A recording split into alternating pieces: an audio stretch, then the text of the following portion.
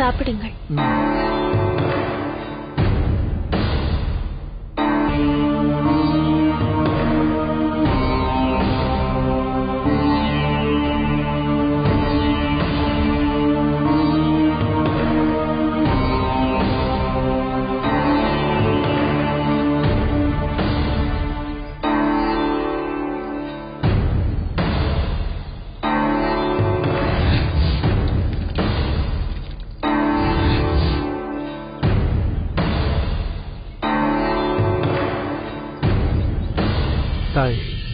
பசியோடு வந்தவனுக்கு வயிறார உணவு கொடுத்தாள்.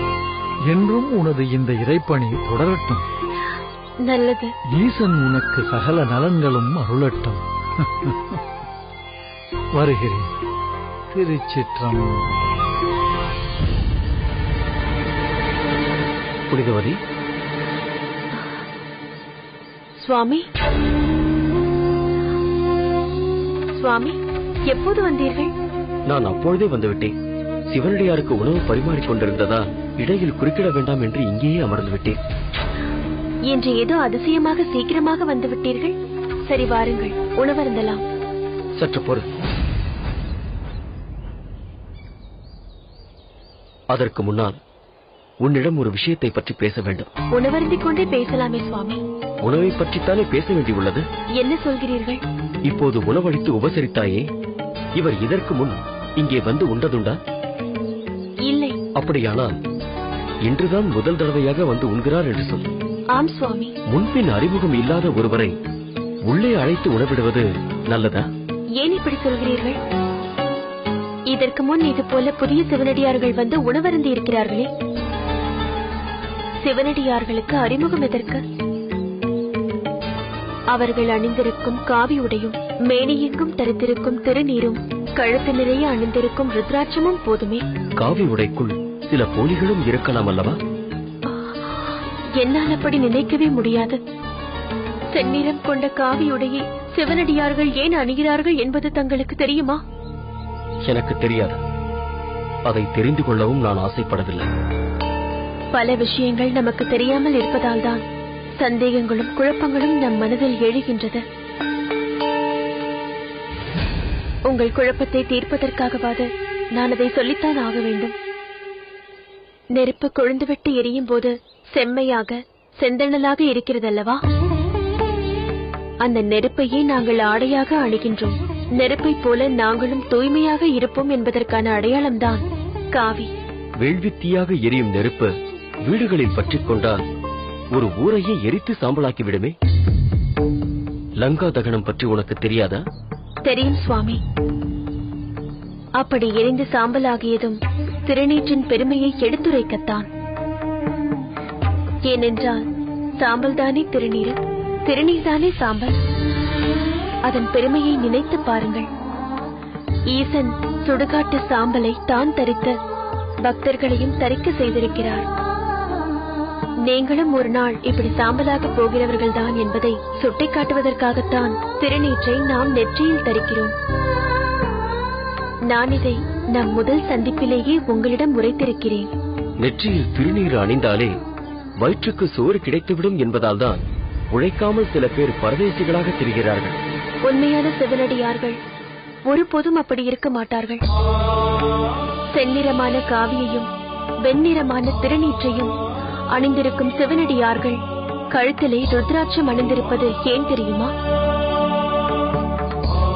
ருத் என்பது ஈசன், அச்சம் என்பது கண். ருத்ரனின் கண்ணிலிருந்து வந்தது என்பதால் தான் அதை ருத்ராட்சம் என்று அழைக்கிறோம். அதையே மாலையாக தரித்தவர்கள் ஆசையை துறந்தவர்களாகத்தான் இருக்க முடியும். அப்படிப்பட்டவர்களால் ஒருபோதும் யாருக்கும் தீங்கு நேராது. உன்னை போன்றவர்கள் அப்படி நினைத்துக் கொண்டிருப்பதால் தான் இன்று சில வீடுகளில் புகுந்து அங்குள்ள பொருட்களை அவர்கள் களவாடுகிறார்களோ. பிடிக்க முயன்றவர்களை அடித்து தாக்கிவிட்டு ஓடுகிறார்களோ. தனியே இருக்கும் பெண்களின் நகைகளை பறிப்பதோடு அவர்களின் மானத்தையும் பறிக்க முயல்கிறார்களோ. சுவாமி, இன்று தங்களுக்கு என்ன நேர்ந்தது? ஏன் இப்படியெல்லாம் பேசுகிறீர்கள்? இன்று நம் காரைக்காலில் இதுதான் நடந்து கொண்டிருக்கிறது புனிதவதி. கிணற்று தவளை போல் நீ வீட்டிலேயே முடங்கி கிடப்பதா? இதெல்லாம் உனக்கு தெரியவில்லை. சற்று வெளியில் சென்று அக்கம் பக்கத்தில் என்ன பேசுகிறார்கள் என்பதை கேள், உனக்கே புரியும். சிவனடியார்கள் வேடத்தில் வந்திருக்கும் சில போலி சாமியார்கள் ஆங்காங்கே புகுந்து நான் சொன்ன அடாத செயல்களை செய்து கொண்டிருக்கிறார்கள். சிவனின் சின்னத்தை அணிந்தவர்கள் ஒருபோதும் இப்படிப்பட்ட இழிவான செயல்களை செய்ய மாட்டார்கள். அப்படி செய்பவர்கள் உண்மையான சிவனடியாராகவும் இருக்க முடியாது. அடாது செய்பவர் படாது பாடுபடுவர் என்ற பழமொழி உங்களுக்கு தெரியாதா? அதற்குரிய தண்டனையை அவர்கள் நிச்சயம் அனுபவிப்பார்கள். அது நடக்கும் போது நடக்கட்டும். ஆனால் நம் வீட்டில் இனி அடியார்களுக்கு அன்னம் விடுவது என்பது நடக்கவே கூடாது. சுவாமி, வேறு வழியில்லை புனிதவரே. எளிதாக சொல்லிவிட்டீர்களே. எனக்கு நினைவு தெரிந்த நாள் முதல் நான் கடைபிடித்து வரும் விரதத்தை என்று ஒரே நாளில் விட சொன்னால் என்னால் எப்படி விட முடியும்? அதன் மூலம் உனக்கே ஆபத்து வரலாம் என்ற சந்தேகம் வந்த பிறகு அதை நான் எப்படி அனுமதிக்க முடியும்? அடியார்கள் என்று எவரையும் இனி அழைத்து உணவிட வேண்டாம். சுவாமி, வருபவர் உண்மையான சிவனடியாரா போலியா என்று என்னால் உணர முடியும். எவன் தவறானவன் எவன் சரியானவன் என்பதை எப்படி தெரிந்து கொள்ள முடியும்? சிவனடியாருக்கு உணவளிக்காவிட்டால் இவ்வளவு காலம் நான் செய்து வந்த பக்திக்கு பலனில்லாமல் போய்விடுமே. உன் விருப்பத்திற்கு நான் சம்மதித்தால் உனக்கு என்ன நேருமோ என்ற அச்சத்தோடு நான் தவிக்க நேருமே. தாங்கள் சொல்கின்றபடி நடந்து கொண்டால் நான் ஏற்றுக்கொண்ட விரதத்திற்கும் தர்மத்திற்கும் இழுக்கு நேருமே. கணவன் சொற்படி நடப்பது ஒரு மனைவியின் தர்மம் அல்லவா? சிவனடியாருக்கு உணவளிப்பது ஒரு பக்தியின் கடமை அல்லவா? புனிதவதி,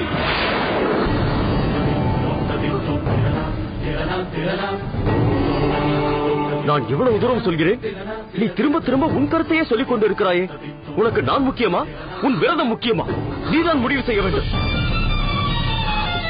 சுவாமி, இப்போது எதற்கு இந்த விவாதம் எல்லாம்? அதை பற்றி பிறகு பேசிக் கொள்ளலாம். முதலில் வந்து சாப்பிடுங்கள். வார்த்தைக்கு வார்த்தை மறுபேச்சு பேசிவிட்டு இப்போது சாப்பிடவா என்கிறாயா?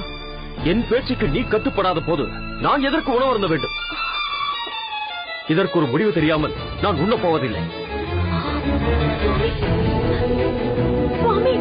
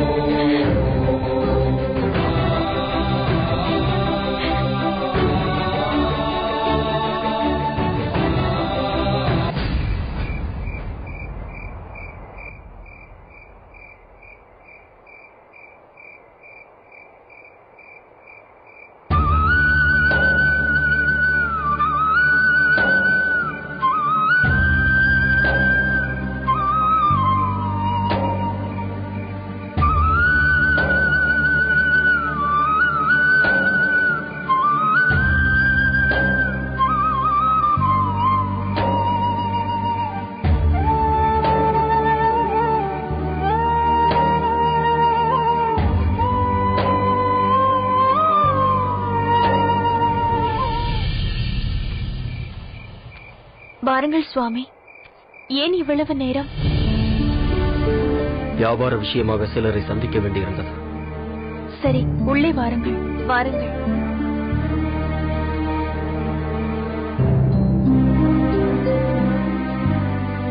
கை கால் கழுவி விட்டு வாருங்கள். உணவு பரிமாறுகிறேன். ஏன் யோசிக்கிறீர்கள்? மதியம் கூட சாப்பிடவில்லையே. மிகுந்த பசியோடு இருப்பீர்கள். உங்களுக்கு பிடித்த உணவு சமைத்திருக்கிறேன். கொஞ்சமாவது சாப்பிடுங்கள்.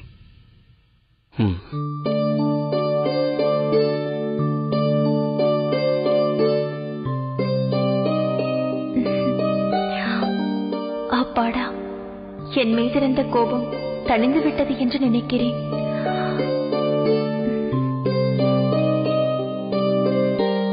போதும்.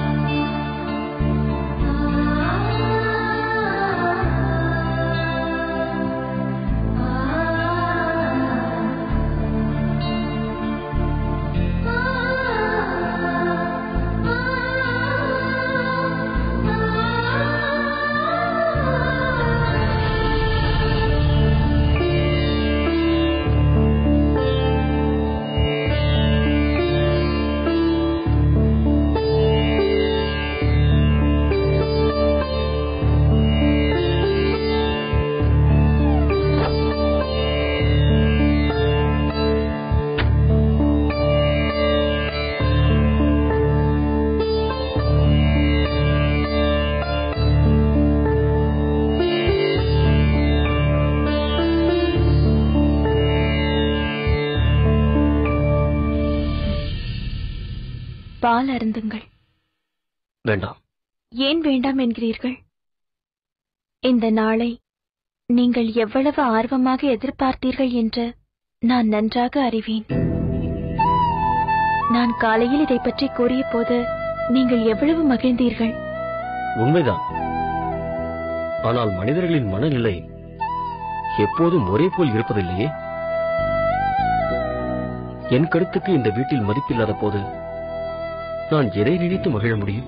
நான் நெடுங்காலமாக கடைபிடித்து வரும் அன்னதான தர்மம் என்பதால் தானே அதை என்னால் விட்டுவிட முடியாது என்று வாதாடுகிறேன். அதை ஏன் தாங்கள் புரிந்து கொள்ள மறுக்கிறீர்கள்? பாத்திரம் அறிந்து பிச்சையிடு, கோத்திரம் அறிந்து பெண்ணை கொடு என்பார்கள்.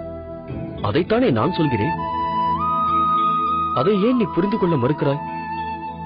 திருமணமாகி வந்த அன்றே அடியார் உண்ட பிறகுதான் எனக்கு உணவு என்று சொன்னதை நான் மறுத்தேனா?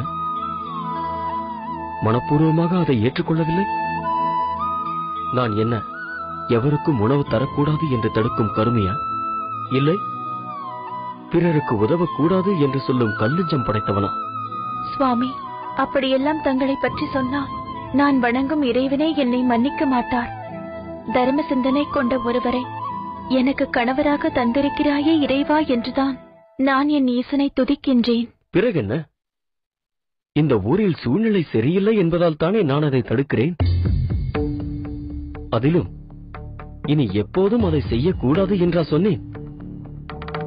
போலீஸ் சாமியார்களை பற்றிய அச்சம் ஊரெல்லாம் பரவி இருக்கிறது. அது தீரும் வரை எச்சரிக்கையாக இரு என்று சொல்கிறேன். அவ்வளவுதானே? எனக்கு புரிகிறது சுவாமி. ஆனால் இது நாள் வரை புனிதவதியின் இல்லத்திற்கு சென்றால் பசியார உணவு உண்ணலாம் என்ற நம்பிக்கையோடு அவர்கள் வருவார்களே, எப்படி அவர்களை நான் ஏமாற்ற முடியும்?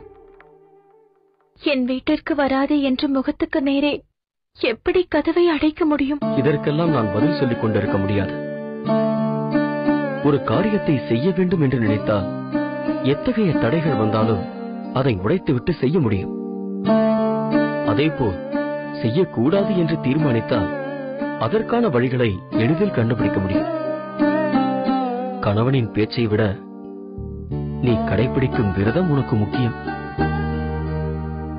என் விருப்பத்தை விட நீ செய்யும் தொண்டுதான் உனக்கு முக்கியம். ஏன் சுவாமி இப்படியெல்லாம் பேசுகிறீர்கள்? என் விருப்பம் உங்கள் விருப்பம் என்று ஏன் பிரித்து பேசுகிறீர்கள்? என்னதான் ஒரு ஆண் பெண்ணின் கழுத்தில் திருமாங்கல்யத்தை கட்டி மனைவியாக ஏற்றுக்கொண்டாலும் முதலிரவில் தன்னையே அந்த பெண் கணவனுக்கு அர்ப்பணித்த பிறகுதானே இவள் எனக்கு சொந்தமானவள், இவர் என்னவர் என்ற பந்தம் அவர்களுக்குள் உருவாகிறது. நமக்குள் அப்படி ஒரு மங்கள காரியம் நடக்காததால் நீங்கள் என்னை பிரித்து பார்க்கிறீர்கள். அந்த அன்பு பரிமாற்றம் நடக்கப் போகும் இந்த வேளையில் நீங்கள் இப்படி மனம் நொந்து பேசலாமா? வேண்டாம் புனிதவதி. சாந்தி முகூர்த்தம் என்பது வெறும் உடலால் சேரக்கூடிய விஷயம் அல்ல. அதில் ஆத்மார்த்தமும் இருக்க வேண்டும். இரு மனங்களும் ஒன்று சேர வேண்டும். நமக்குள் கருத்து வேறுபாடுகள் இருக்கும் இந்த நிலையில் அதில் ஈடுபட எனக்கு விருப்பமில்லை.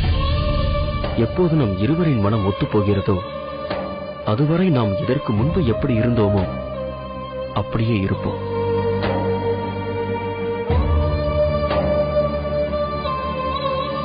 நீ கீழே படுத்துக்கொள்.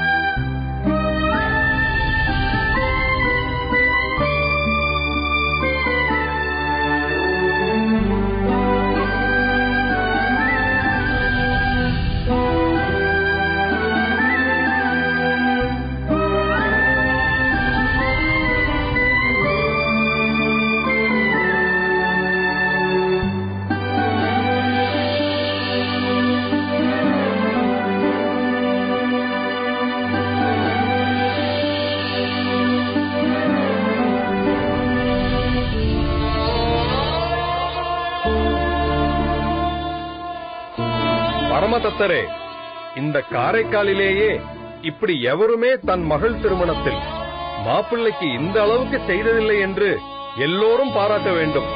மாப்பிள்ளைக்கு நான் போட போகும் மோதிரத்தில் சொலிக்கும் வைரங்களைக் கண்டு அந்த திருமண வீடே பரபரக்க வேண்டும். இதையெல்லாம் எங்கு வாங்கினீர்கள் என்று அதிசயப்பட்டு கேட்க வேண்டும். அதற்கு தக்கபடி நல்ல தோஷமில்லாத வைரங்களாக கொடுங்கள்.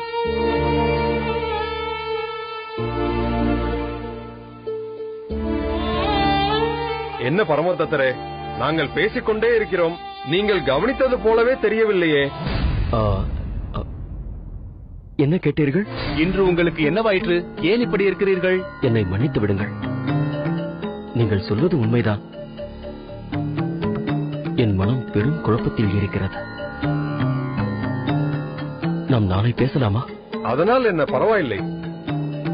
திருமணத்திற்கு இன்னும் நாட்கள் இருக்கின்றன. நாங்கள் நாளை வருகிறோம். ஆகட்டும்.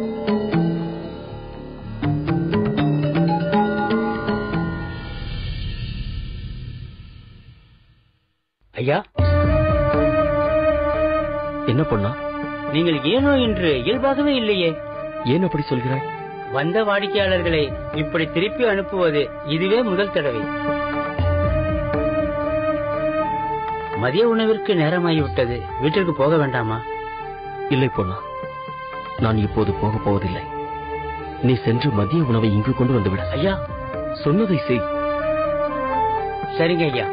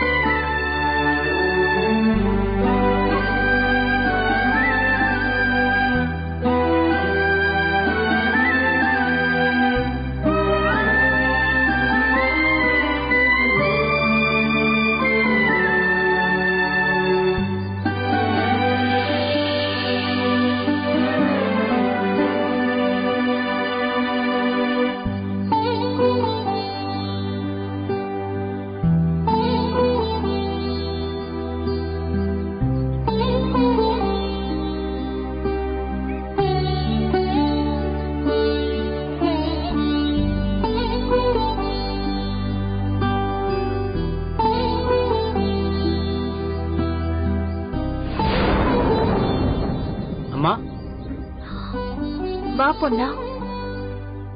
அவர் எங்கே? ஏன் இன்னும் சாப்பிட வரவில்லை? இல்லையம்மா, அவர் வரமாட்டார். ஏன்? சாப்பாட்டை கடைக்கு வாங்கி வர சொல்லி என்னை அனுப்பியிருக்கிறார்.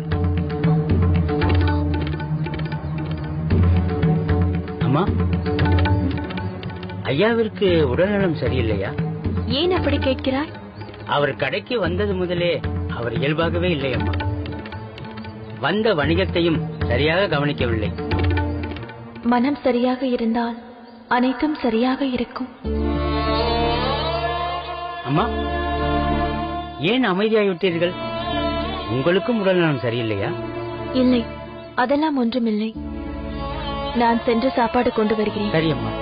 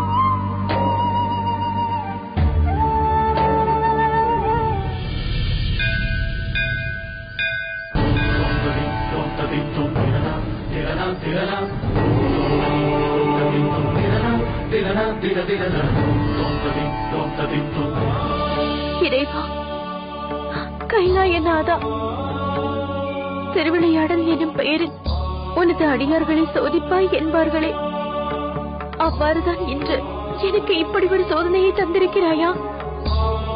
எனக்கு நினைவு தெரிந்த நாள் முதல் அடியாருக்கு அன்னமிடும் பணியை செய்து கொண்டிருக்கிறேனே என்று அதையே செய்ய முடியாதபடி எனக்கு ஒரு தர்ம சங்கடத்தை ஏற்படுத்தி விட்டாயே.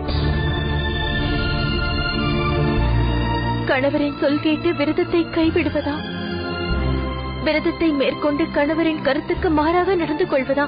எது தர்மம், எது நியாயம்? எனக்கு ஒன்றுமே புரியவில்லை. புனிதவதி,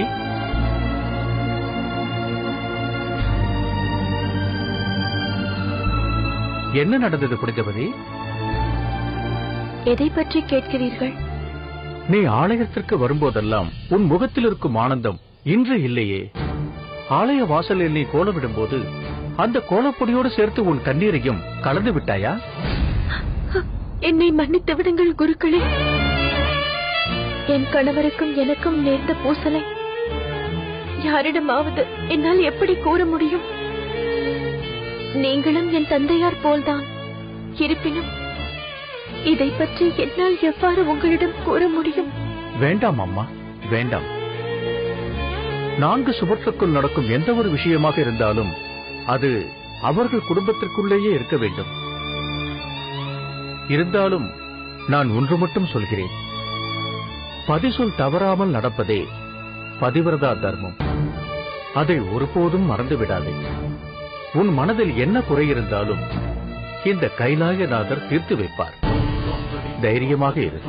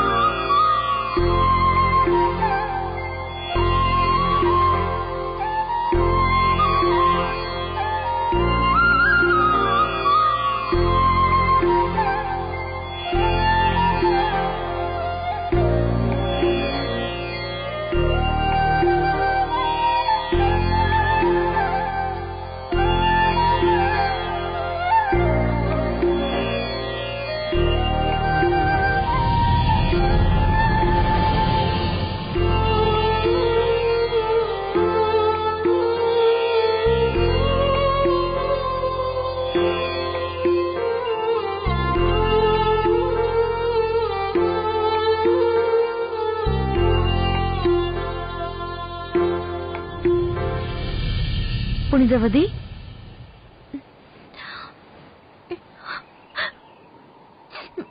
என்ன நேர்ந்தது? எவ்வளவோ போராட்டத்திற்கு பிறகு அவரை நீ திருமணம் செய்து கொண்டாய். உன் பெற்றோர்கள் எல்லோரும் கண்டு வியக்கும் அளவிற்கு தனி குடித்தனம் வைத்து உங்கள் குடும்ப வாழ்க்கையை தொடங்கி வைத்தார்கள். நீ மிகவும் மகிழ்ச்சியாக வாழ்ந்து கொண்டிருக்கிறாய் என்று தான் எல்லோரும் நினைத்துக் கொண்டிருக்கிறோம். ஆனால் நீ கண்ணீரோடு அமர்ந்திருக்கிறாயே, அது சொல் புனிதவதி. என் மனதில் உள்ளதை சொல்வதற்கு நீதான் இருக்கிறாய். உன் மனதில் உள்ளதை சொல்வதற்கு நான் தான் இருக்கிறேன். என்னிடம் கூட சொல்ல முடியாத அளவிற்கு அப்படி என்னதான் பிரச்சனை? உன்னிடம் சொல்லக்கூடாதென்று எதுவும் இல்லை மாலினி. பிறகு என்ன தயக்கம்? சொல்.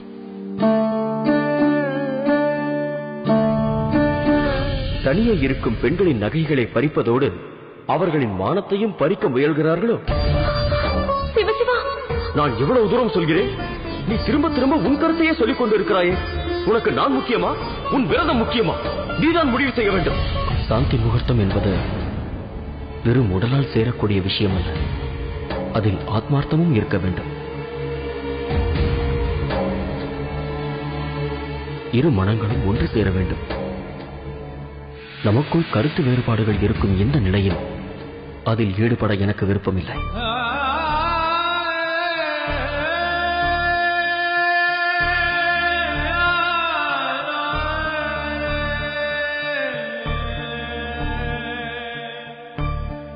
சாப்பாட்டை கடைக்கு வாங்கி வர சொல்லி என்னை அனுப்பியிருக்கிறார்.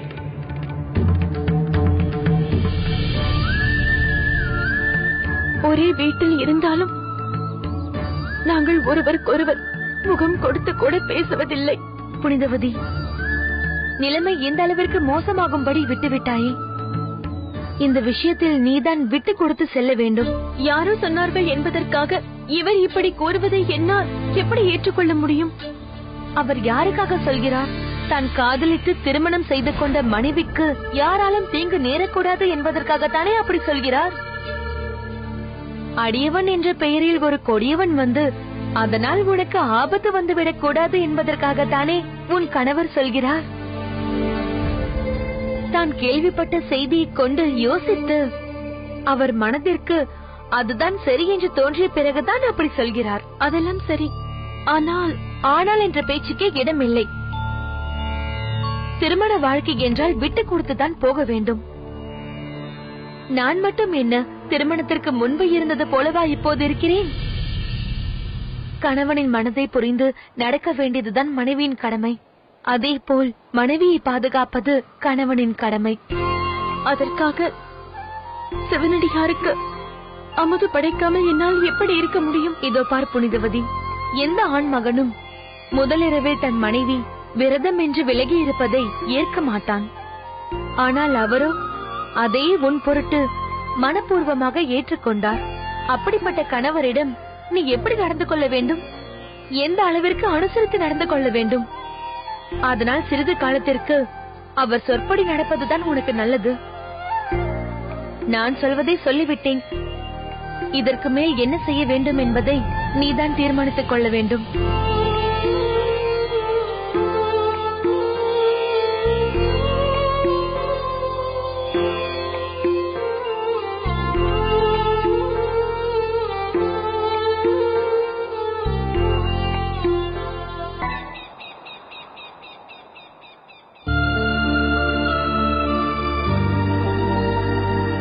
சுவாமி,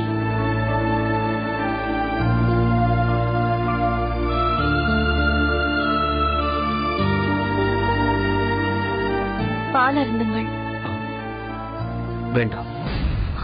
சுவாமி, சற்று நில்லுங்கள். என் மீது கோபம் இருந்தால் அதை நேருக்கு நேர் தீர்த்துக் கொள்ளுங்கள்.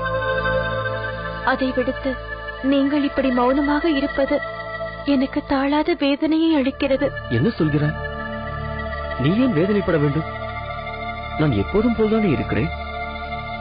நேற்று இரவு கூட நீ என்னை சாப்பிட அழைத்த போது நான் ஏதாவது மறுத்தா பேசினேன்? இல்லையே. பிறகு எதற்கு நீ வேதனைப்பட வேண்டும்? என்ன பேசுகிறீர்கள் என்று தெரிந்துதான் பேசுகிறீர்களா? தாங்கள் சொல்வது போல் உண்பதும் உறங்குவதும் தான் வாழ்க்கையா? ஒருவர் மனதை மற்றொருவர் புரிந்து நடந்து கொள்ள வேண்டாமா? எதையதையோ நினைத்துக் கொண்டு ஏன் என்னை இப்படி தண்டிக்கிறீர்கள்?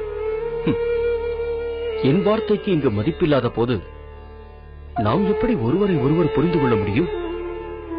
நமக்குள் ஏற்பட்டிருக்கும் இந்த பிளவு உனக்கு நான் கொடுக்கும் தண்டனை அல்ல, எனக்கு நானே கொடுத்துக் கொள்ளும் தண்டனை.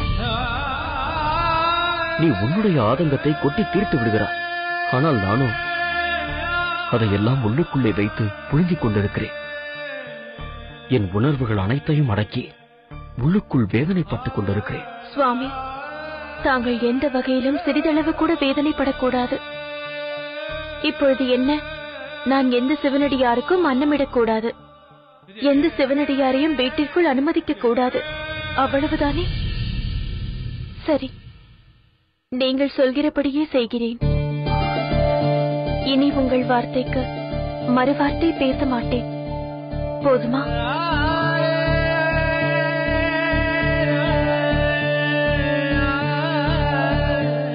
புனிதவதி, இதுவரை நான் உனது செயலுக்கு ஏதாவது தடை விதித்திருக்கிறேனா? எனது கருத்தை உன்மீது திணித்து அதை செய்யாதே இதை செய்யாதே என்று தடுத்திருக்கிறேனா? இல்லையே. இப்போது மட்டும் ஏன் இப்படி சொல்கிறேன்? உனக்கு ஏதும் நேர்ந்து விடக்கூடாது, அதனால் நம் இன்ப வாழ்வில் பங்கம் வந்துவிடக் கூடாது என்பதால் தானே இப்படி நடந்து கொள்கிறேன். இதுவரை நமக்குள் ஏதும் இல்லை என்றாலும் இறுதி வரை அப்படி ஆகிவிடக் கூடாது என்பதால் தானே சற்று கடுமையாக நடந்து கொண்டேன். அது தவறா? சரி, நான் செய்தது தவறு என்றால் என்னை மன்னித்துவிட. இப்போது மட்டும் இப்படியெல்லாம் பேசுங்கள். இத்தனை நாட்கள் என்னை என்ன பாடுபடுத்தி விட்டீர்கள். இரவெல்லாம் உறக்கம் வராமல் தவித்தது எனக்குதான் தெரியும். புனிதவதி, எனக்கு மட்டும் அந்த வேதனை இல்லையா என்ன?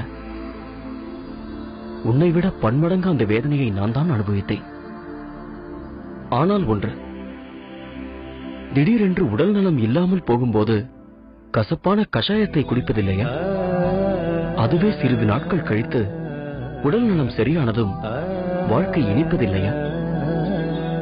அதுபோல் நீயும் நானும் சிறிது காலம் வேதனையை அனுபவித்தோம். இனி சந்தோஷத்தை மட்டும்தான் அனுபவிக்கப் போகிறோம். நான் வேண்டுமானால் இன்று கடைக்கு முழுக்கு போட்டு விடட்டுமா? ஒன்றும் வேண்டாம். ஒழுங்காக கடைக்கு போய் நல்ல பிள்ளையாக நடந்து கொள்ளுங்கள். அன்றும் இப்படித்தான் சொன்னாய். பிறகு தேவையில்லாத குழப்பங்கள் வந்துவிட்டது. அப்படியெல்லாம் ஒன்றும் நடக்காது. இவ்வளவு நாள் பொறுத்து விட்டீர்கள் அல்லவா? இரவு வரை பொறுத்துக் கொள்ளுங்கள். அப்படியானால் இன்று இரவு நமக்கு முதலிரவு என்று சொல். சரி, நான் மதியம் உணவருந்து வருகிறேன். சுவாமி, பாலை அருந்துவிட்டு செல்லுங்கள்.